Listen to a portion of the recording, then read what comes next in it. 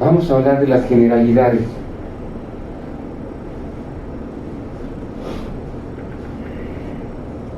Para conocer el IVA, sí, debemos de conocer algunas cosas muy sencillas.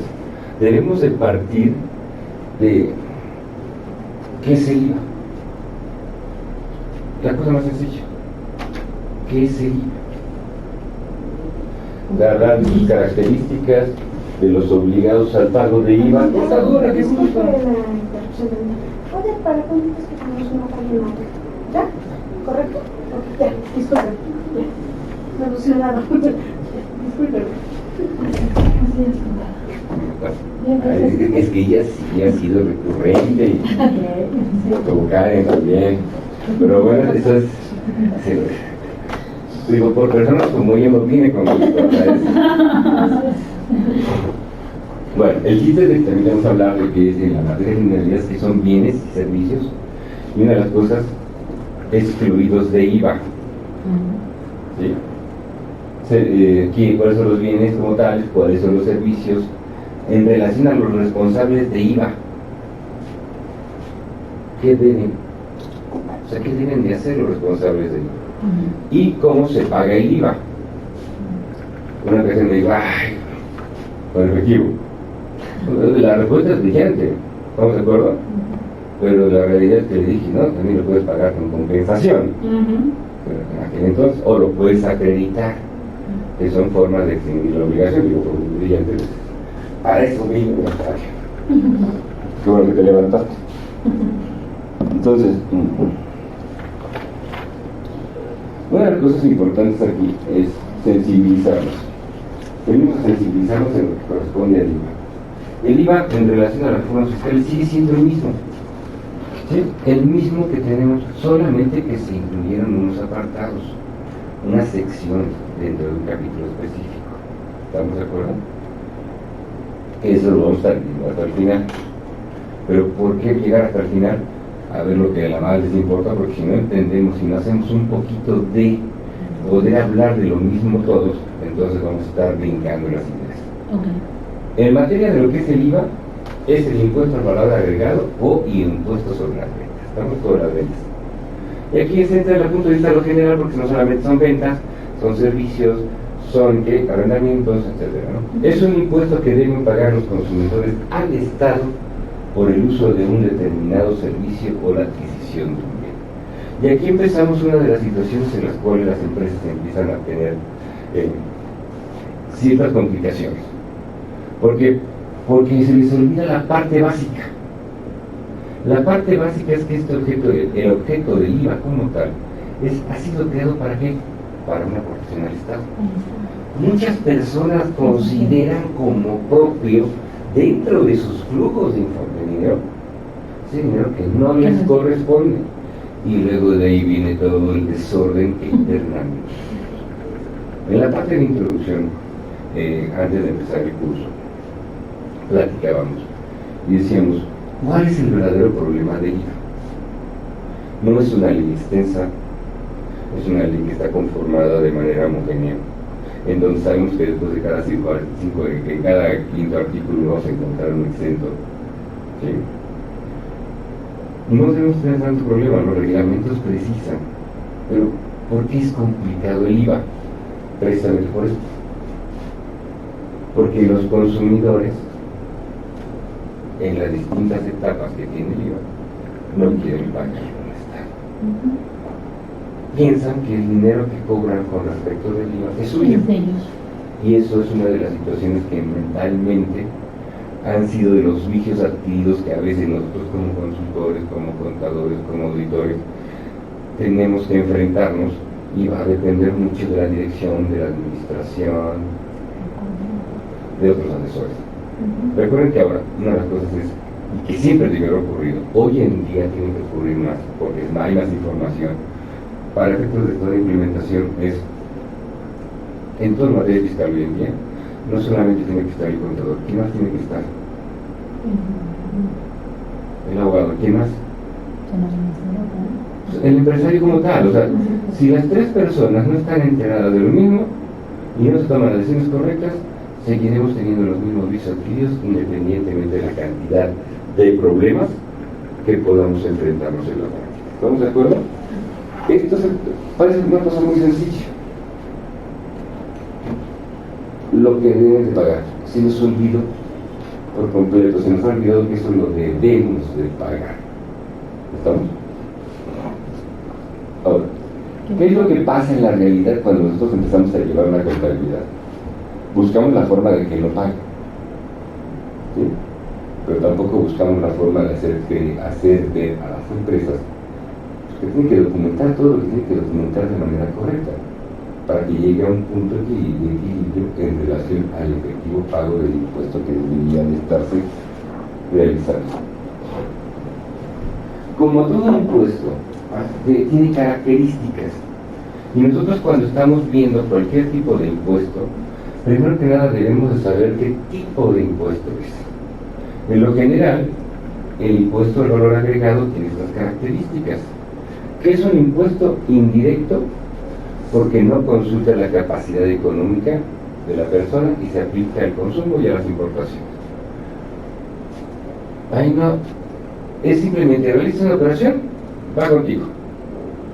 No es directo porque no va en función de tus flujos como tales. ¿Estamos?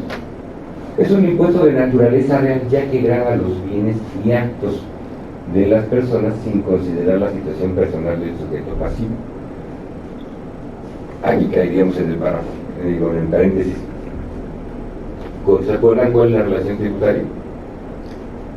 De manera proporcional y equitativa. Eso sí tendrá relación, pero en general, ¿cuál es la relación tributaria? ¿Cómo se compone la relación tributaria? La relación tributaria, en lo general, es simplemente hay un sujeto activo y un sujeto pasivo. ¿Se acuerdan? ¿Quién es el sujeto activo? El contribuyente. ¿Están de acuerdo? Es el Estado.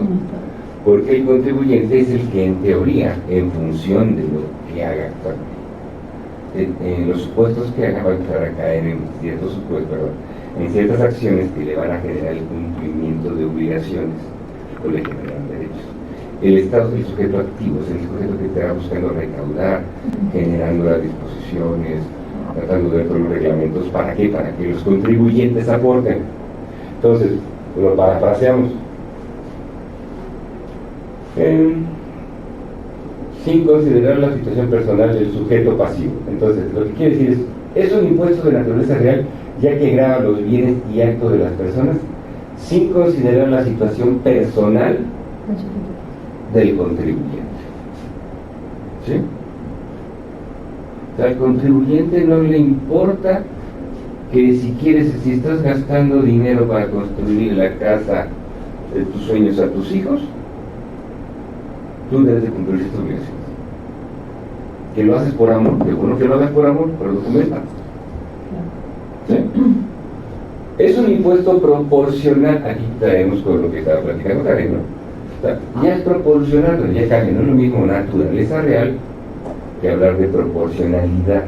Pues la mayor base será el valor del impuesto, teniendo presente que el porcentaje siempre será el mismo. O sea, aquí no hay ningún problema, no nos metemos como en situaciones de impuesto a la renta, que tenemos por ahí unas tablas que en función del rango en el que te encuentras te van a estar aplicando. Aquí no, aquí va a ser proporcional, el porcentaje siempre va a ser el mismo. Si van a levantar la mano, oye, hay un 8% por ahí, en algún lugar hay el 3.25 o el 0%, bueno, pues vamos, sí, pero vámonos por partes. Tenemos que entender por partes, en el sentido de no se trata de que el impuesto, queramos tratar de identificar con este comentario que le podemos romper el sentido de proporcionalidad al IVA. No se la vamos a romper, se lo vamos a tratar de identificar en función del supuesto que se trata. Es un impuesto regresivo, pues a medida de que aumenta la capacidad de pago del contribuyente, disminuye la tarifa del impuesto a pagar. Tarifa entiéndase como el desembolso.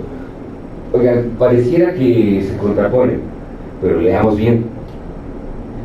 ¿Aquí de quién estamos hablando? Estamos hablando que será de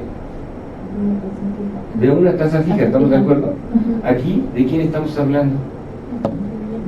Del contribuyente. ¿Y aquí de quién estamos hablando? Como consumidor, ¿no? Como consumidor, ¿estamos de acuerdo? Seguimos hablando exactamente de la misma persona que vamos a determinarle el impuesto. Porque si tienes una gran cantidad de ingresos que tú percibes, se entiende que vas a tener una gran cantidad de dinero para poder efectuar pagos.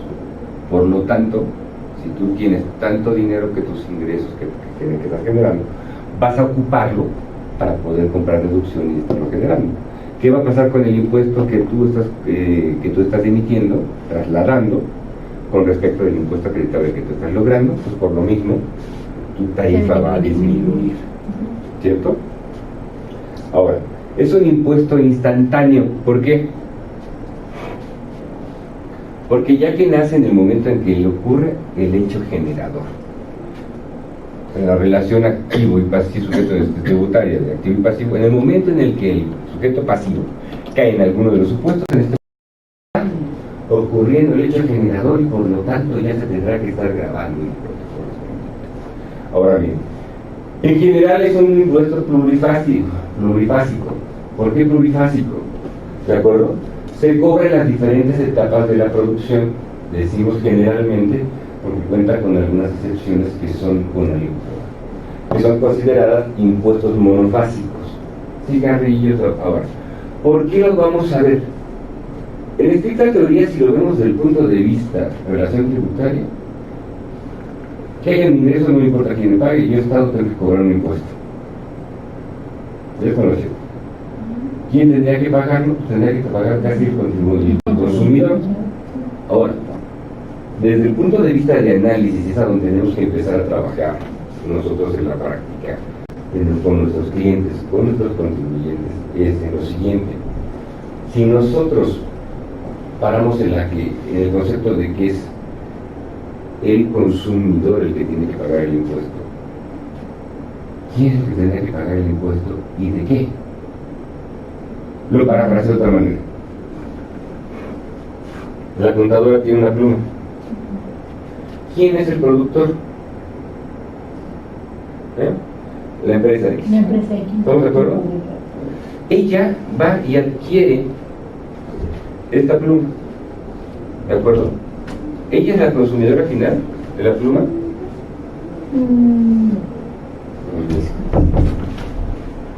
En estricta teoría, si lo vemos en la parte llana, sí, ¿estamos de acuerdo? Ella es la última persona que lo va a ocupar. Ahora, pero antes de eso, las empresas, existió una empresa que le compró a otra los materiales para la elaboración de esa pluma. ¿Estamos de acuerdo? La empresa que se dedica a producir los materiales no sabía que sus materiales iban a terminar convirtiéndose en una pluma. ¿Estamos de acuerdo? Entonces, si lo vemos desde el punto de vista del consumidor final de la materia prima con la que se hizo esa pluma que está usando la contadora, ¿quién fue? El consumidor final de la materia prima, ¿quién fue? El que elaboró la pluma. Exactamente, porque en ese momento es el consumidor final de la materia prima, ¿estamos de acuerdo? El plástico para ser inyectado, llámele como le llamo, a lo mejor es de los que consume residuos, todos los plásticos que yo encuentro o me encargo de pedirle a las personas que se dedican a la recolección de basura, es apártame las toneladas que sean de toda la basura para reciclar todo el plástico y pásame. Yo lo voy a reprocesar y se lo voy a ofertar al mejor postero.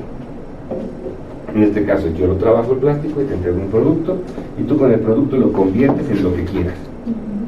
¿Estamos de acuerdo? Entonces, si nosotros vamos viendo, y el comentario es por qué es plurifásico, hay una fase en la cual pareciera que termina. Oye, vamos a una parte, la persona que, en el ejemplo que estamos haciendo, que elabora la pluma,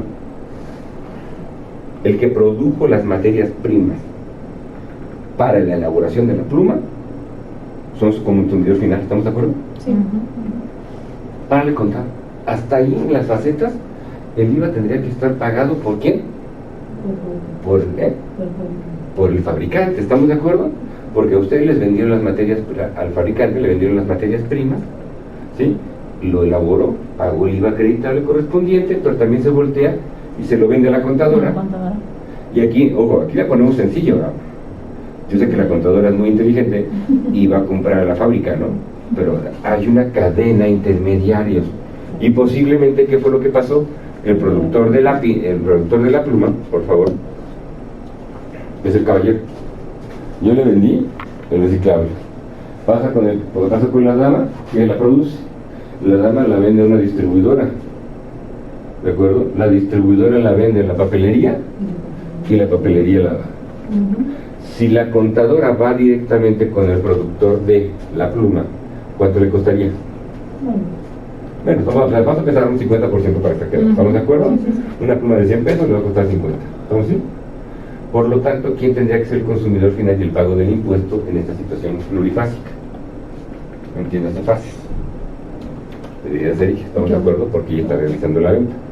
Pero como hay una intermediación y empiezan a haber distintas fases, bueno, ella ya viene con un sobreprecio, que puede ser por la parte de las ganancias y de los impuestos correspondientes, y en lugar de ser una pluma que si vas a la fábrica te cueste 50 pesos, pagaste 100.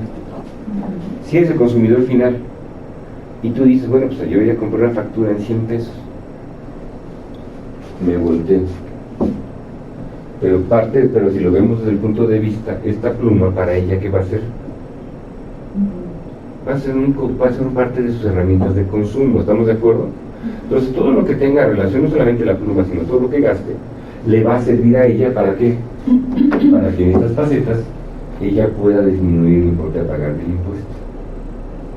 Ya vamos a sensibilizarnos con la parte de ello. Por eso tenemos que ver sus características. Si no vemos sus características, luego entonces empezamos a generar dudas. ¿En qué parte del IVA tan importante? Bienvenida. ¿De dónde nos visitas? Trabajo en un despacho de contadores. Oye, qué bien, qué bueno. Prácticamente, ¿qué ves? ¿Qué tipo de clientes ves? ¿Tu nombre? María de la Luz. Muy bien, María de la Luz. De todo. De todo. Constructoras, personas. ¿Veniste por obligación?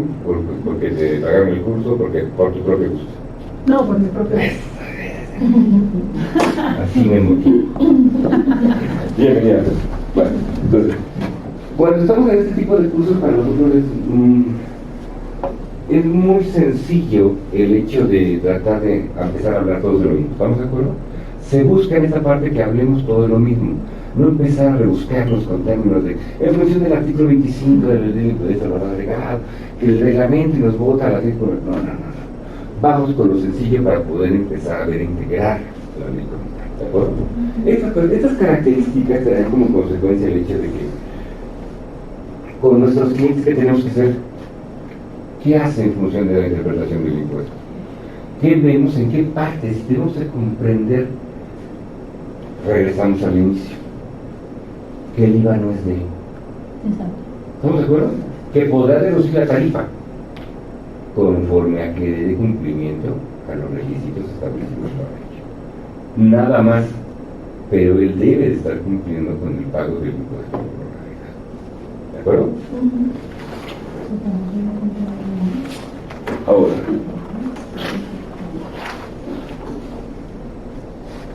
cuando nosotros estamos en la punto de vista de introducción, ¿por qué empezamos por qué cambiamos la forma de decir, oye, ¿por qué no hablamos de los actos grabados y empezamos mejor que con lo que son bienes excluidos de IVA? Porque es más fácil. ¿Sí? Pues no es que sean menos, sino que nos sirven para poder identificar las actividades de nuestro cliente. Y esto viene con una situación de nuestro fundamento de introducción. Tenemos que conocer lo que realiza el cliente. Hay ocasiones en que nosotros llegamos con un cliente y nos encontramos con un solo papel que tiene una factura acreditable y tiene una factura de IVA y tiene cantidad de movimientos que posiblemente facture o no facture, pero no sabemos si dentro de esos ingresos que tiene se derivaron de actos que están excluidos o no, si son grabados, si son exentos, o bien o les aplicaría una tasa cero. Y fíjense que diferencias son grabados, aunque le apliques a la tasa cero, ¿estamos de acuerdo? Pero están grabados. No es una, si en este momento encontramos un producto de venta, bueno, cualquiera que vamos a poder ejemplificar, podemos decir, este producto como tal está grabado a la tasa del 16%, al 8% si nos vemos en la parte de la frontera, o grabado al 0%, o bien es un ingreso exento, o en un momento dado es un ingreso totalmente no grabado. Ahora bien, los bienes excluidos son aquellos que la ley expresamente ha catalogado como tales. Y todos estos los vamos a encontrar en cada uno de los apartados. El productor de bienes excluidos no es responsable de IVA, y por lo tanto el IVA que pague la adquisición de materias primas para la elaboración de estos productos debe ser llevado con el mayor valor del costo del producto. Y aquí ya empezamos a darnos cuenta de que lo importante aquí no es lo que dice la ley. Lo importante aquí es cómo empezamos a documentar toda la operación del contribuyente. Porque el contribuyente te va a decir, tú te dedicas a vender cámaras, tú te dedicas a vender papel, tú te dedicas a vender fotografía, bueno, la general aplica, pero aquí va a depender de qué tipo de productos vas a estar generando, si son excluidos o no son excluidos para efectos de...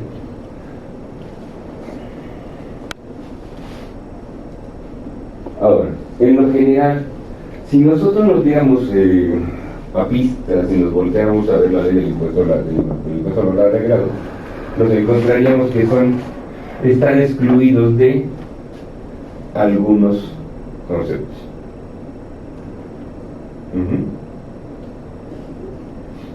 Y como tales, ahorita me pregunta, ¿todos tenemos un teléfono inteligente?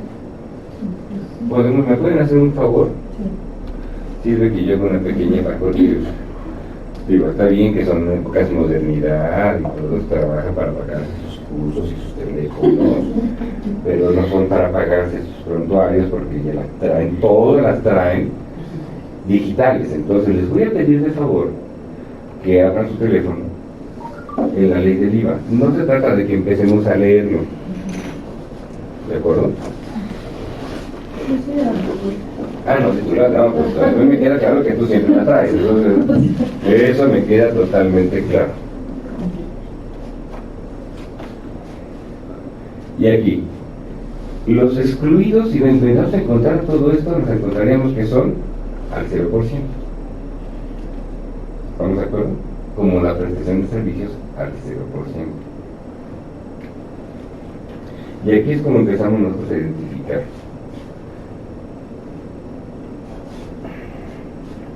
Grabar al 16 o excluirlos de grabar al 16 por el 0%.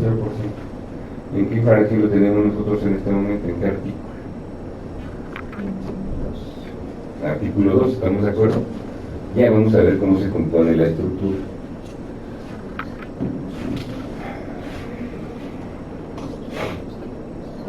Yo cuando empecé cuando hice el curso de IVA, dije, ya no voy a enlistar las cosas. ¿Sí? Porque así, yo traigo la formación de la buena época del colegio de contadores, en donde se preparaban y nos decían que nos preparáramos. ¿Estamos de acuerdo? En donde de pronto, pues a veces sí saturaban las cosas, pero ya cuando empiezas a entender por qué, la encuentras sencilla. Yo no lo quise poner la primera vez que puse Mediva. Y me dijeron, oiga, ¿me puede dar algunos ejemplos?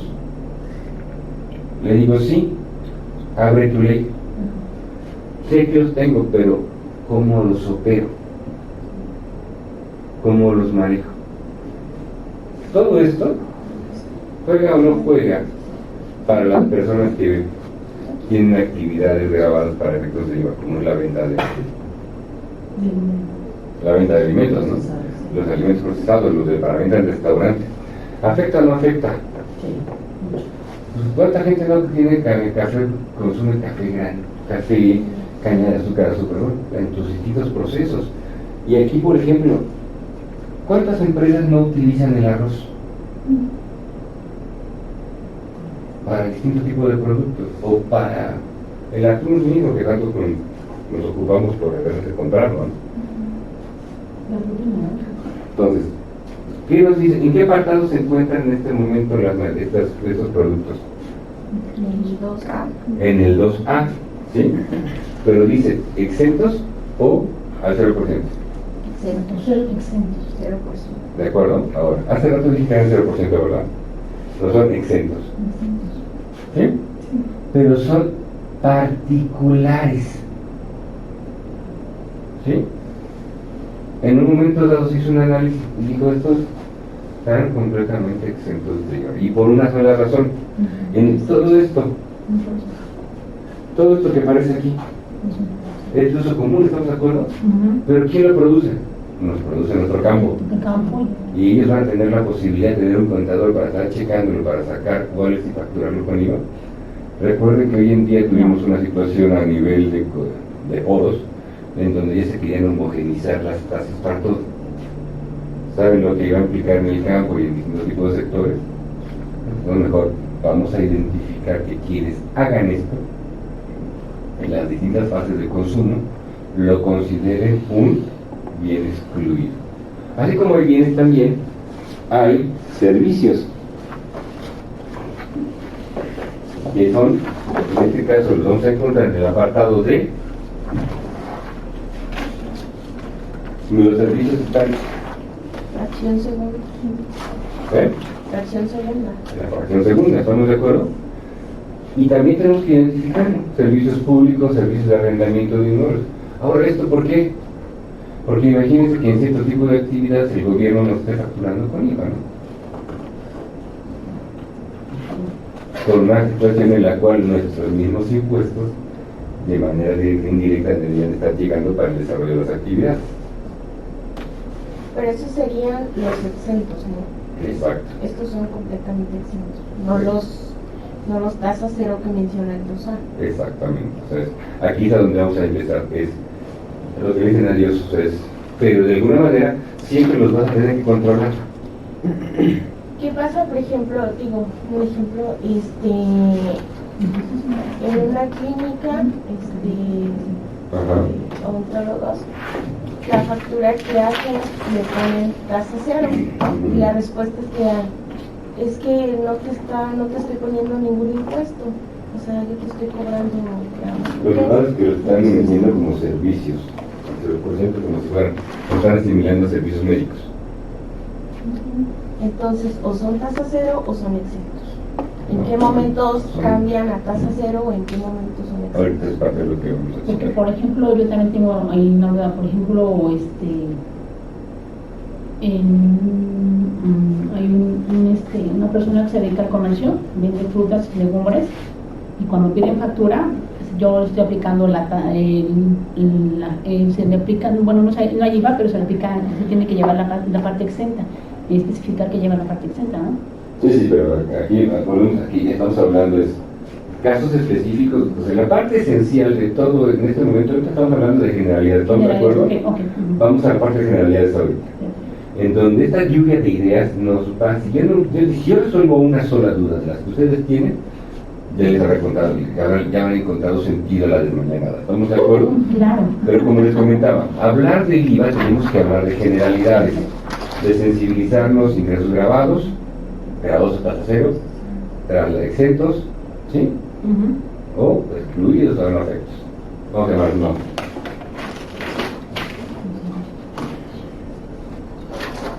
Ahora, porque estamos de acuerdo de que todavía no hemos llegado a un pequeño apartado en el cual tenemos que ver cuál es la estructura de la ley.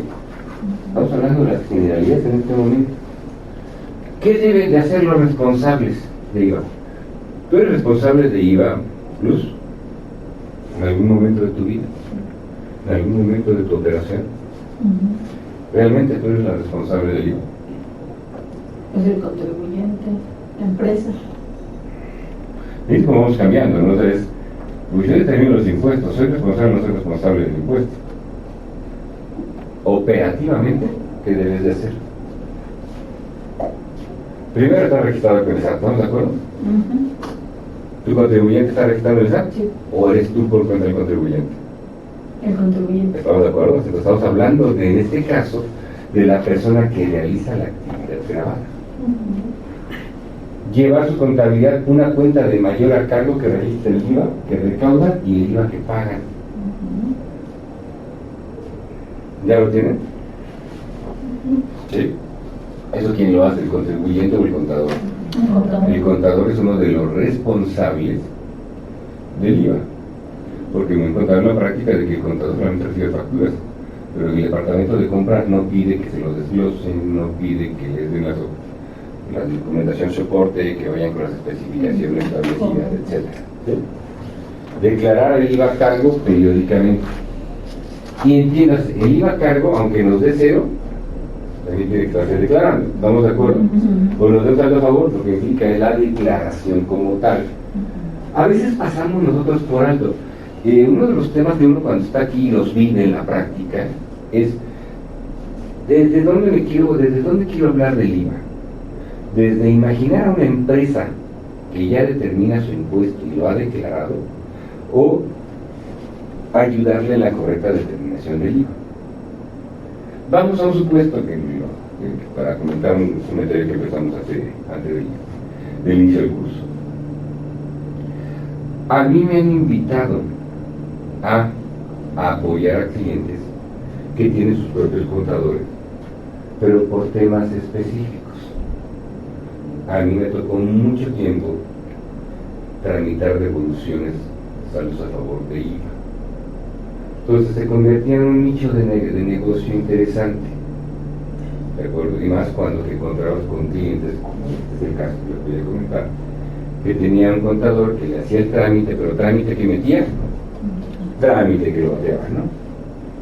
Entonces llega uno con cierta experiencia, una experiencia diferente, ¿sí? Con una formación diferente, no es ni más ni menos, nada, ¿estamos de acuerdo? Las circunstancias, el filósofo Ortega español Ortega se decía, yo soy yo y mis circunstancias, cada quien es producto de sus circunstancias. En este caso, las circunstancias del contribuyente eran derivadas de las circunstancias del proceder del contador. Y yo tuve que sentarme con el contador, por favor, yo no vengo en ningún momento a atender su trabajo. Pero es que está bien determinado. Mire, me pidieron que revisara la información que me ha proporcionado. Yo ya entendí el problema del por qué están rechazando los trámites. Pero es que no me digas, le voy a decir, está mal determinado su saldo a favor. Y la documentación que está presentando para tratar de apoyar lo que usted dice, refuerza lo dicho y facilita la revisión de la autoridad. Pero es que no, ¿cómo me dice eso? Que mi experiencia, usted es jovencito. Yo le digo con el debido respeto, vamos a trabajar en equipo para que esto salga. Pero de entrada, usted va a tener que presentar complementarias de pagos provisionales de los últimos 5 años y va a tener que estar presentando también sus declaraciones de operaciones con terceros. Están mal. Pero ¿cómo ves? Yo solamente le pido que por favor, un solo mes, se lo pido ahorita, cualquier mes que usted quiera, un solo mes de los que usted tiene ahí, el importe que aparece en la declaración esté debidamente integrado. Integrado no es lo mismo que registrado contablemente, ¿o sí? Entonces, ¿qué es lo que pasaba? Que faltaba un análisis que pues, en un momento dado nuestra mayor referencia podría ser la contabilidad. Claro, hay gente que llevaba en su momento sus papeles en paralelo, o sea, aquí tengo mi auxiliar de IVA acreditable y aquí tengo un papelito en donde determino mi IVA acreditable. ¿Qué diferencia tengo? Mi diferencia puede ser de que tengo un cheque en tránsito, de que una transferencia no cayó en el día, de que la programé, o que tal vez fue la entrega de mercancía, me pagaron y yo pensé que pequeñas situaciones de operación, pero que en estricta teoría empataban. Y si había alguna diferencia justificable, ¿sí? Se dejaba el mundo, ¿cómo se llama? Si había alguna diferencia, pues se tomaba el papel de trabajo correcto. ¿de acuerdo? Pero este papel de trabajo correcto estaba en el soporte y no se mezclaba con la contabilidad, y al mes siguiente se iban ajustando en el bien hacer, porque caemos en la parte de que existe gente que sí lo sabe hacer bien, pero nuestro amigo del que estamos hablando, pues no, porque tenía problemas con esto. Y hoy en día sabemos que para efectos de, insisto, mismo problema, hoy en día no sabemos interpretar nuestras operaciones para determinar correctamente cuál es el IVA que se cobra y el IVA que se paga. Aquí tendríamos nosotros que hacer pausa y decir, a ver, ¿cuáles son mis clientes? ¿Cómo determino sus IVAs que sean los a favor acreditable? Perdón, su IVA acreditable, su IVA cobrado. ¿Todos tus clientes los tratas de la misma manera, Luz? ¿En qué se diferencia el papel de trabajo de uno y de otro? Pues en su operación, por ejemplo, tengo una constructora que construye puro la tasa 16 y otra que tiene mezcla porque hace casa habitación. Ok. Entonces, ¿qué pasa ahí? Ahí, por ejemplo, tienes un efecto general. ¿Cuál es? Pues el que tiene distintas tasas, hay un papel de trabajo específico porque hay que identificar los IVAs Así es. de cada una de las tasas. Por una cara de las tasas y además, ¿qué tienes que determinar? La proporción. La proporción. Entonces, ¿estamos de acuerdo? Aquí nosotros podemos llevar un adecuado manejo, inclusive contablemente, pero si no llevamos una adecuada aplicación del concepto del cliente, no sabremos qué disposiciones le van a ser aplicables. ¿Sí? Ahora, la tasa general, 16%. Pero existen ciertos bienes y servicios sometidos a tarifas. En un momento dado no sabe más que al 0%. ¿Qué pasa, por ejemplo, con los boletos de avión?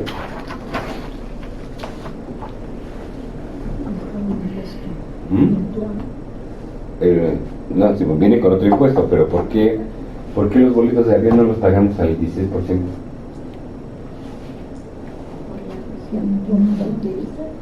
¿Eh? ¿El uso del mismo servicio? Por el uso por el espacio aéreo, que estamos de acuerdo, pero ya entendemos el por qué. Ahora, ¿cómo se paga el IVA? Si eres autónomo de facturas como tal, aquí pareciera que estamos hablando del contribuyente de a pie. Es lo mismo para un monstruo. La acción es facturar. Debes aplicar la tasa en todas y cada una de las facturas que emites a tus clientes. Así seas ciudadano de a pie o un monstruo, todas las facturas que hagas debes de llevar su IVA. O a las empresas que le prestes servicios. El pago de este impuesto se hace de manera mensual, ¿no? La tasa es al 16%. Ahora sí, vi que la impresión salió mal, pero la idea de ese cuadrito es este.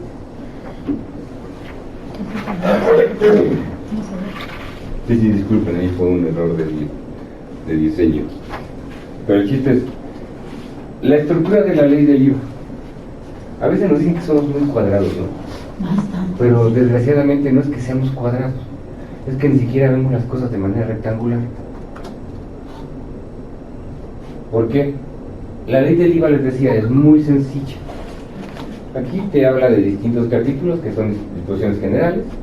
Hay un capítulo que es de la enajenación, otro de prestación de servicios, ahora, una modificación que hoy en día tiene, prestación de servicios digitales por residentes en el extranjero sin establecimiento en México.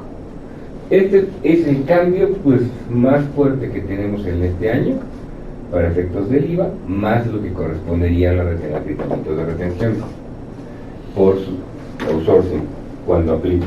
Porque el problema no es la disposición que te dice debes de retener el 6%.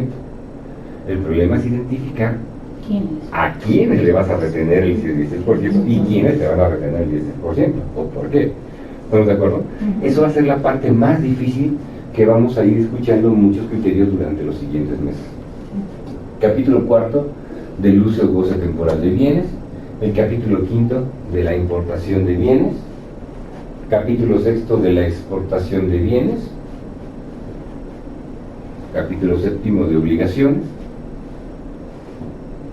y de las facultades de las autoridades y de las participaciones en entidades federativas. Ahora, con esa estructura, si nosotros en este momento nos vemos con nuestra introducción, ya le dimos sentido. Ya le dimos sentido a la introducción. ¿Por qué? Porque vamos a hablar de un impuesto que grava las actividades de enajenación, las actividades de prestación de servicios. Ahora, la parte de servicios digitales, del uso o goce temporal de bienes, de la importación, de la exportación. También dijimos que tenían ciertas obligaciones. Por ejemplo, las declaraciones, tenemos que hablar de las obligaciones y en algunos casos de la afectación. ¿Se nos complicó la revisión general de los capítulos? ¿Qué tendríamos que hacer? Identificar luego entonces al cliente y al contribuyente que tenemos.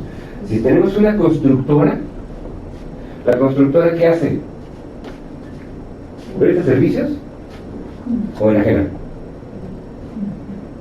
Puede hacer las dos cosas. Puede hacer las dos cosas, ¿estamos de acuerdo? Sí, las dos cosas.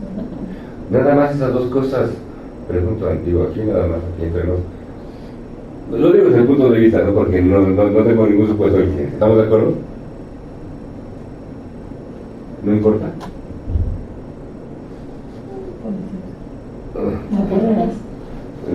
Se puede, digo, yo te puedo decir que hoy en día, por ejemplo, por lo menos los últimos 5 años, en promedio, en distintos tipos de sectores, por ejemplo la construcción, se han traído materiales que podrían entenderse son más baratos, o en su caso son de mejor calidad, porque pueden ser de innovación. Muchas empresas, el sector de la construcción está en la parte desde el punto de vista ecológico, está desde el punto de vista de desarrollo de proyectos. Ahorita tengo un cliente. Este cliente trajo una varilla. Cuando me la enseña y me dice, contador, si usted la rompe, tú tocabas una varilla que era más o menos de este ancho, así de largo y chiquita. La sonaba, ¿sí han escuchado cómo suenan los claveles?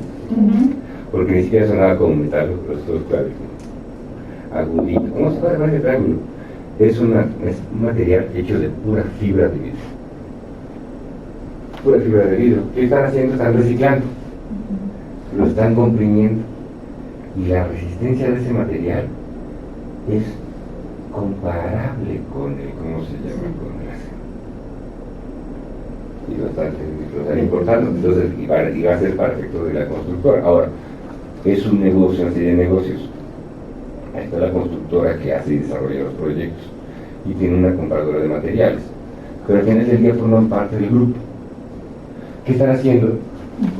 Están enajenando, porque van a enajenar posiblemente un bien, van a prestar servicios, van a efectuar importaciones. ¿De acuerdo? Ahora, la pregunta es, ¿no pueden exportar servicios? Una constructora no puede exportar servicios o bienes. Mire, entonces, ¿qué significa esto? Significa que tenemos que identificar el tipo de contribuyente que sea. Ahora, si hay un contribuyente que solamente en su caso, pues vamos a leer correctamente el capítulo que le competa. Si es un contribuyente que tiene dos actividades que están complementadas o disasociadas, porque por ejemplo hay empresas que tienen su departamento de venta y departamento de mantenimiento, ¿como cuáles? Una rápida. Bueno, aquí estamos hablando, es principalmente venta. ¿En qué momento hay servicio? Un ejemplo, Hoy ya con el reparto de la mercancía ya se metieron en un área de servicio. Ya entramos en un área de servicio, pero estoy de acuerdo de que vamos a pensar de que es un área en desarrollo, ¿estamos de acuerdo? Hoy poca gente te pide por internet, ¿estamos de acuerdo? Va a ser un mercado en expansión, es cierto. Entonces ya entendería que hay la parte de la prestación de servicios y la parte de enajenación. Pero por ejemplo, las empresas que nosotros con las que convivimos siempre, los automóviles, es una empresa que se dedica a la venta de, en ocasiones que optaron por estrategias en su momento, disasocia tus negocios en una empresa que se dedica a darle el mantenimiento y servicio a los autos, y otra que sea la comercializadora. Pero ¿qué crees? Tenía que haber otra empresa que se dedicaba a la importación de autos, porque algunos autos tenían que ser de importación. bien después otorgarlo en arrendamiento. Y cómo se van sumando actividades, nosotros tenemos que ver en cuál de los capítulos cae el consentimiento. Ahora bien, ¿vamos bien aquí? Sí. Sujetos obligados al pago de IVA. Ahora sí, ya nos metemos a la parte de decir, dentro de mis generalidades, vamos a hablar de quiénes van a ser los sujetos. En este caso, enajenación, prestación de servicios independientes, arrendamiento de bienes y la importación de bienes y servicios. Aquí siempre la gente me pone una cara de, ay, pues es lógico, ¿no? Pues o sea, es lógico, ¿sabes? ¿Para qué pones esto? Yo les digo, es que en lugar de ver por qué lo pongo, véanle en qué supuestos, vean en qué supuestos están sus contribuyentes. Identificarlos. ¿Por qué? Porque hay ocasiones en que están en enajenación, o están en arrendamiento, o están en prestación de servicios, desde el punto de vista que están realizando los actos. ¿Cierto? Pero a veces ni siquiera nos enteramos. A mí me ha tocado ver clientes que me dicen, oye Carlos, échame la mano porque el contador como que tengo de mis dudas. Te volteas y el cuatito lo único que recibe es un contador externo también, no tiene la culpa. ¿O sí? Bueno, pero no tiene la culpa, ¿o sí? Yo le mando mis facturas, o le tengo hoy en día, tengo todas mis claves fiel. ¿Sí? ¿Qué es lo que hace el contador?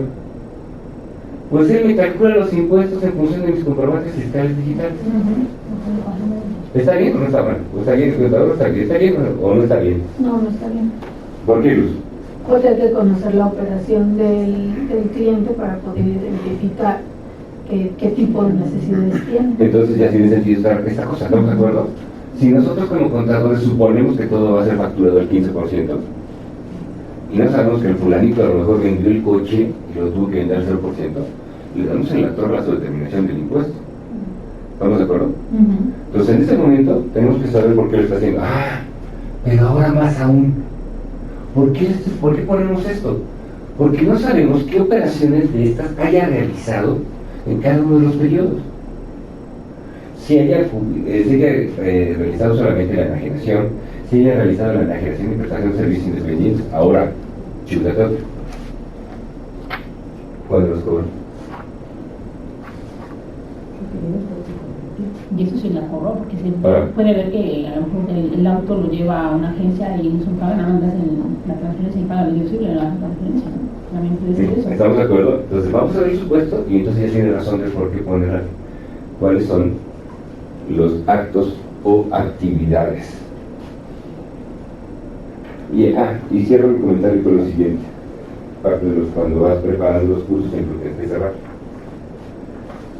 Si nosotros hacemos una adecuada identificación de las operaciones, nos daríamos cuenta de que dependiendo del volumen de operación que tenga nuestro cliente, nosotros tendríamos que llevar factura 1, por ejemplo, ¿no?, a la 100, a la 1000, pero tendríamos que saber primero si es la generación de bienes, si es al 0%, o que está vendiendo.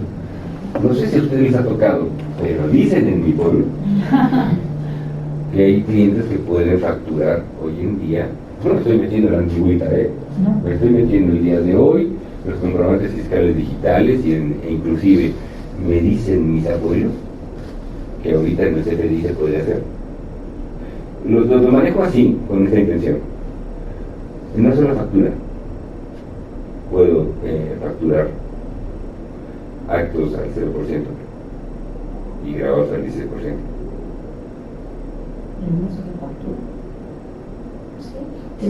¿Estamos de acuerdo que sí? Entonces, ¿qué tendríamos que hacer nosotros?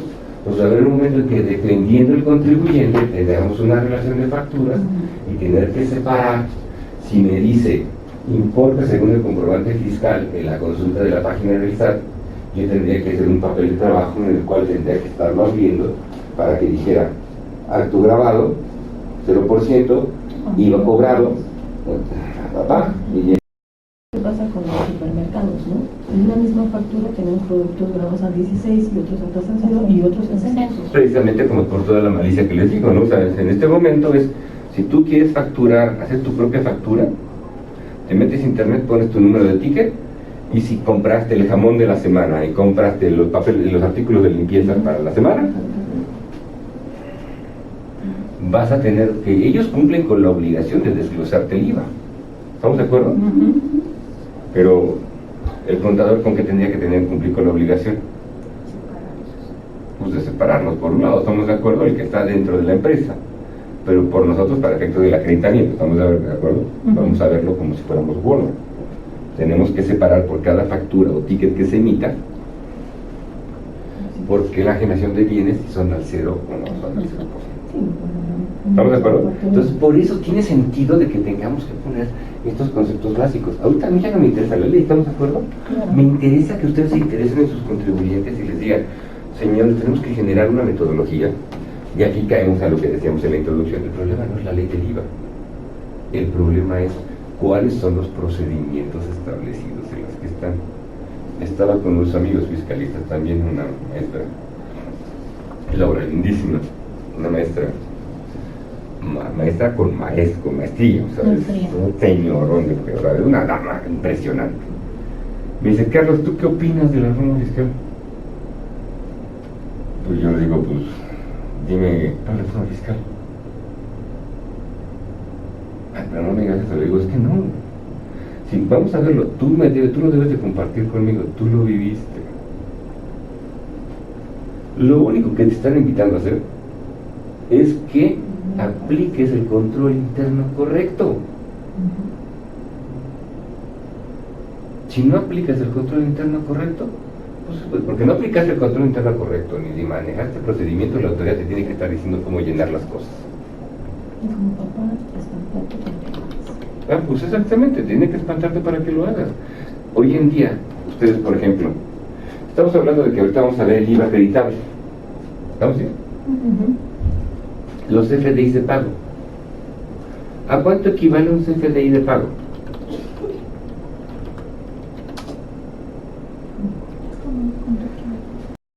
Si yo emito una factura por la venta de un chicle y la factura fue por un chicle de 50 centavos, ¿a cuánto equivale la factura? A 50 centavos. Y ponle el monto de lo que quieras y el artículo que sea. Un CFDI de pago, ¿a cuánto equivale? 0. 0. Por 0 tendríamos que estar trabajando. No, fíjate lo que te estoy diciendo es, pero ¿por qué te lo está pidiendo la autoridad? ¿Para qué sirve el CFDI de pago? Para que la autoridad relacione la factura con la cobras. ¿Para saber que cobraste o que pagaste? ¿Qué qué? Ambos. Pero lo que voy, ¿quién lo emite? El que recibe el pago, el que cobra. ¿Estamos de acuerdo? ¿Y por qué razón? Porque es base de impuesto. Porque es la referencia que nosotros vamos a hacer. ¿Estamos de acuerdo? Vamos a señalar lo que estamos cobrando y tanto como decir, en mi estado de cuenta hay un depósito por esta factura que fue en tal fecha. ¿Sí? El importe no tengo que ponértelo porque ya está reflejado en un estado de cuenta. ¿Sí se explica? Y eso se da razón de que pues muchas empresas los que sacaban un cheque y no tenían copia de su cheque. ¿Sí? Había un depósito y no sabían quién les había cobrado. No, había empresas que simplemente recibían depósitos y a veces esos depósitos que recibían decían, es que es una factura que me debieron haber pagado hace una semana, 2 semanas, 3 meses el año pasado. ¿Sí? ¿Trae implicación fiscal o no trae implicación fiscal? Pues claro que trae una implicación fiscal, pero ¿para qué impuesto? ¿Para este? Para todos. Entonces, insisto, entonces ya le empezamos a dar el valor al 0. ¿Cierto? Entonces, esa reforma fiscal lo único que nos hace es, claro, vamos a dejar, tengo que reconocer el gran trabajo de nuestros amigos del SAT, porque tiene un muy buen sentido tecnológico. ¿Estamos de acuerdo? pero hace las veces de un comprobante en el cual tenemos, es como nosotros poner, hay un depósito en la póliza. ¿Cuántas veces en las pólizas contables solamente aparecía cargo al banco con abono a un cliente? ¿Sí? Pero ni siquiera sabíamos de qué cliente era. Había empresas que tenían así 16, 17, 18 clientes, 20 clientes, 100 clientes, y hasta abajo había una cuenta de cobros no aplicados. No, por averiguar, no identificado. Pues, No ¿qué identificados. le va a llamar, ¿no? O sea, habrá alguna empresa que le haya puesto, no importa de quién sea, pero me cobré, ¿no? No cobran. O sea, no importa no identificarlo, lo importante es que entró. ¿Te dan cuenta por qué entender lo que estamos haciendo? Ahora, dejemos la parte del flujo de efectivo, ¿estamos de acuerdo? Se entiende que lo general sigue siendo el IVA en función del flujo de efectivo. Y lo voy a poner entre general y comillas. ¿Por qué? Porque lo rompes cuando ya estás aplicando algunas proporciones. ¿Sí? Pero bueno. En el acreditamiento de bienes, arrendamiento, ya le dimos el sentido de la obligación de pago, de los sujetos obligados al pago. Si me acelero, me dejo. No sé si se nota que me gusta, pero bueno. Bueno, ahora de cuáles son los actos, actividades grabados. Y ya quedamos claros que lo más importante es identificar cuáles fueron nuestros actos grabados en el periodo que se trate. ¿Estamos bien? Ahora, ¿cuáles son los sujetos obligados a realizar retenciones? ¿Ustedes trabajan con sujetos obligados a realizar retenciones? ¿Sí? ¿Cuál es tu contribuyente que más realiza retenciones, contador? ¿Qué más realiza retenciones? ¿Y por qué motivo? Es una empresa que se dedica a vender material médico, pero todo su paquete, digamos, para que lo vende a hospitales. Los hospitales va integrado el médico especialista que va a utilizar ese material. Entonces ellos le piden a su vez al médico un recibo de honorarios. Ok, pero en este momento el recibo de honorarios del médico Él vas a los pide retener. hacia la empresa. Hacia la empresa. Lleva retención de ISR. Ok. En este caso, retención de ISR. Salud, salud, salud. Pero de retenciones de IVA no. Salud. ¿Algún contribuyente que tenga que hacer retenciones de IVA?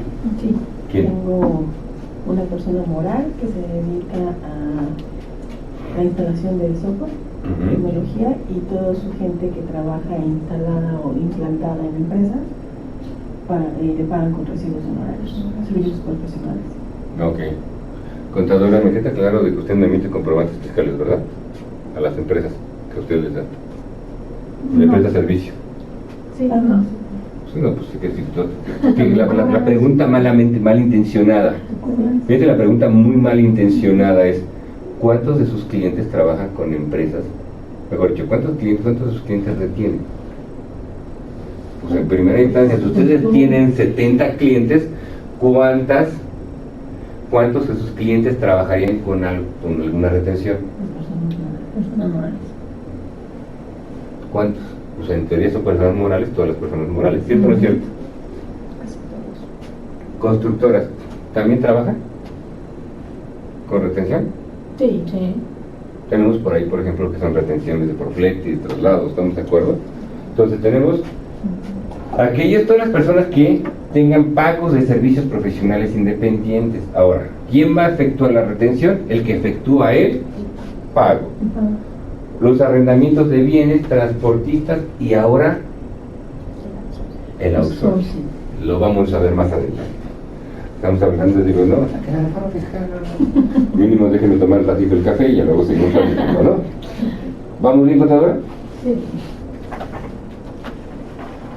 Otro de los aspectos importantes, todavía no nos metemos al hecho de cómo se determina el IVA. Entonces hablamos de las generalidades, ¿por qué tocarlo de esta manera? Muchas personas vienen al curso de IVA y dicen: quiero saber qué hay de la devolución. A eso viniste. ¿Qué ya que la A eso vine. Fíjate por qué lo hago histriónico, lo hago histriónico para que me digas, ¿y tú qué sabes hoy en día de la devolución? Lo hago de esa manera porque viene con una mala intención. Hace rato seguiré con el tema del contador que me dice, pues, porque estoy mal, porque no cuadra nada.